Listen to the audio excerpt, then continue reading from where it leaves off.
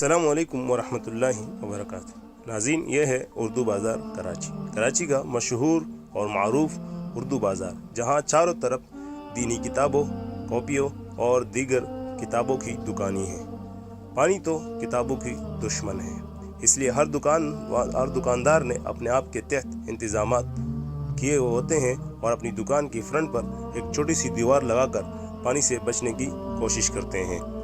اردو بازار میں یہ جتنے بھی پانی ہے، یہ صرف آدھے گھنٹے کی بارش کا پانی ہے۔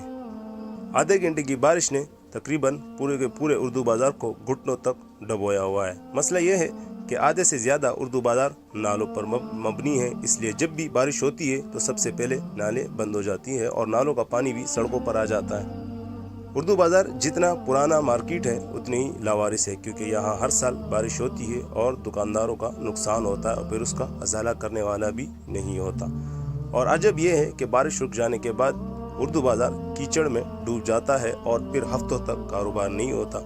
یہ تو صرف آدھے گھنٹے کی بارش نے ڈبو دیے، اللہ معاف کرے اگر زیادہ بارش ہوئی تو پھر تو اردو بازار تو کیا پوری کراچی گئی، اللہ حافظ ہے۔ یہ تو اردو بازار کا ایک رخ ہے۔ آپ اردو بازار کے چاروں طرف جائیں تو ہر طرف یہی صورتحال ہے، کہیں پانی ہے تو کہیں کیچڑ ہے اور کئی مسئلے مسائل اور بڑے ہوئے ہیں۔ اللہ تعالیٰ سے یہی دعا ہے کہ اپنی رحمت کو ہم پر اپنی رحمت برسائے، اللہ تعالیٰ اس رحمت کو زخمت نہ بنائے۔ مجھے یاد دیجیے، اللہ حافظ، السلام علیکم ورحمۃ اللہ وبرکاتہ۔